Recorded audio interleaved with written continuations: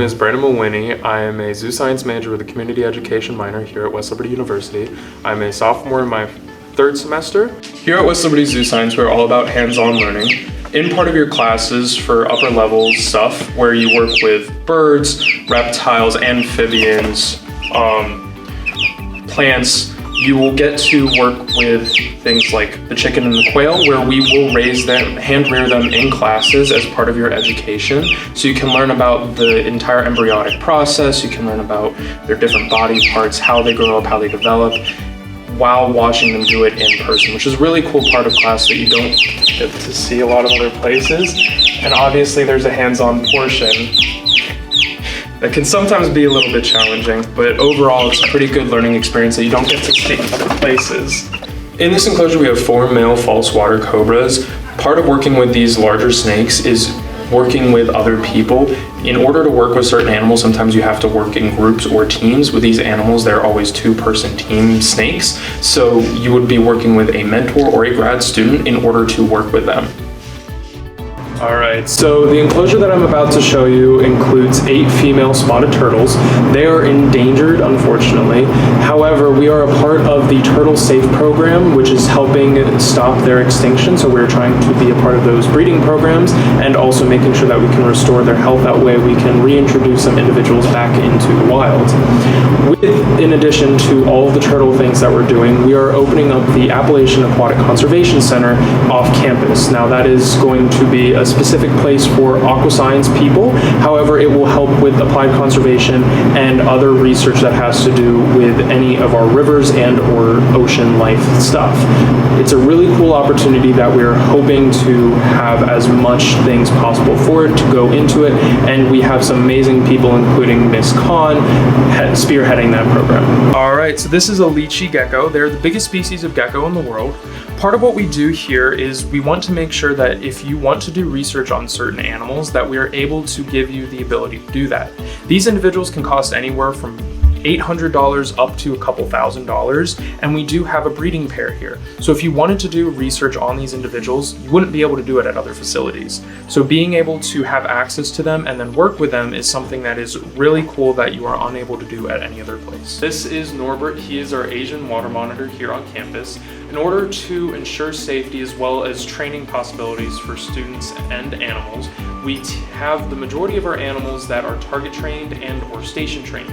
This means that when they see a specific color and or shape, they will either go to that spot thinking food, or they will go to that spot and wait for food. That would be station training, and then if we show them something they go for, that will be target training. With Norbert specifically, he is trained to see a blue circle and go, that means food. We have a little blue circle cap on a stick. Whenever we show him that, he will go towards food. Because of this, we have to wear a specific uniform with mute colors. That way when we are around other animals, they don't look at us and think food. This doesn't mean that they're not going to still pose a threat to us defensively. However, we want to mitigate those options if possible.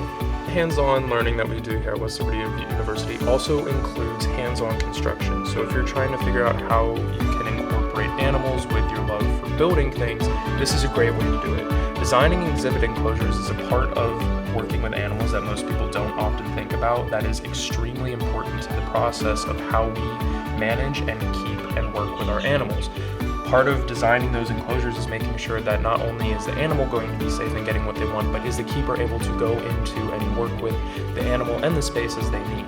Alright, so a big part of what we do here at West Liberty University is research. It's one of the major reasons for wanting to come here. With being a smaller university, that means that you can get more direct time with each of your professors to do actual research. I'm only in my 3rd semester here at campus, and I've already been a part of 3 thesis projects as well as 6 research projects in total. This is Sherman. He's one of our red-footed tortoises here at West Liberty Zoo Science. When you do come to Zoo Science, this is one of the first animals that you will be able to work with. They're really cool because all tortoises and turtles, they can actually feel their shell, their vascular, because they have blood pumping through them. So when you see me scratching his back like this, it actually is feeling like I'm giving him back rubs. This is Simon the ball python, and I am Annabelle.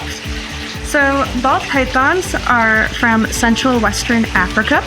They are carnivorous, so of course they eat mice, rats, state stuff for them to eat depending on their size.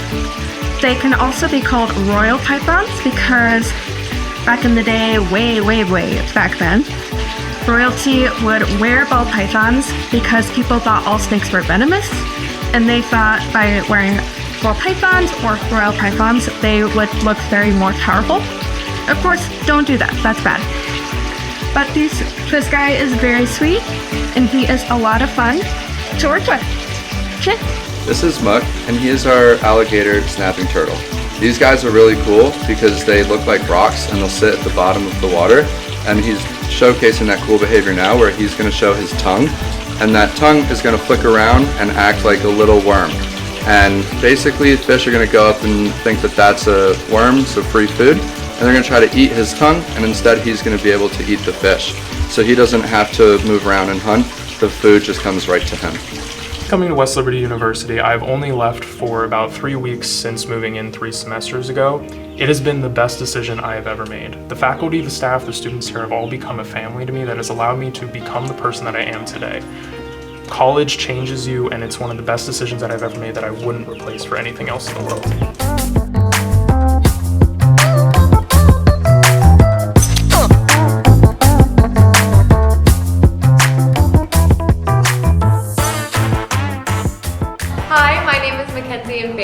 I am a senior zoo science major and a program keeper here at the Ogilvie Good Zoo, and today I'm going to teach you a day of my life and what I do around here.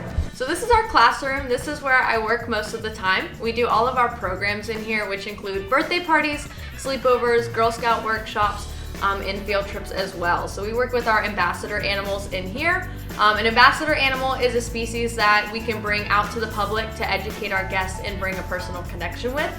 So we have a lot of animals back here, and then we also have some down at the barn that we're going to see in a little bit. This is Chocolate Chip, one of our pancake tortoises. We have 4 of them. They're pretty unique because of their flat shell, and they actually stack on top of each other like a stack of pancakes. They are native to Africa, and they live in the desert region. This is Blue. He's a Saiyan goat. He's with Snugglebug. He's a lot of fun. I love him to death. We also have Mozzarella over there. They are brothers, so they're the same type of species. And then we have our 4 new females that are in, and this is their first day in here. They're doing really well. And then we also have Moon. Moon is our alpaca. She's a little bit of a diva, I like to call her, but she's a lot of fun as well. This is Lady and LJ, our mom and daughter duo. They're a lot of fun, but they are a little sassy at times. But everyone loves them. They're really soft, and they're great for ambassadors for their species as well. So this is Reggie. Reggie's our Virginia opossum. He's about 1.5 years, almost 2 years old. He came to us from a Good Samaritan that found him out in the forest as a little baby. He was about the size of my palm. And thankfully, in the wild, they do not survive without their mother, so having him here was a blessing. And he grew up to be an ambassador animal. He's my partner, as most of people at the zoo like to say. We have a good bond together. And I think he's really important to be an ambassador animal because a lot of people think that and possums in general are, not the cleanest or dirty or things like that, but they're also great for the environment. They help with tick populations, and they're also pretty cute, so I like to show them to get that personal connection with the guests. This is Miles, our domesticated rabbit.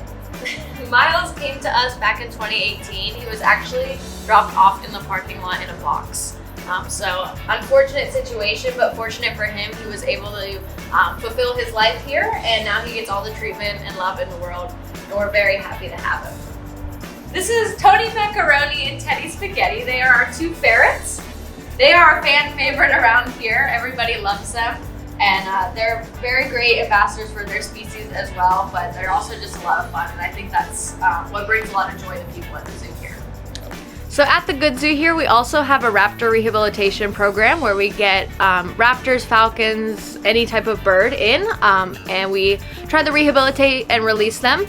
Sometimes birds are unable to be released back into the wild, so we keep a few here. For example, this is Miss Hulk. She is a red-tailed hawk.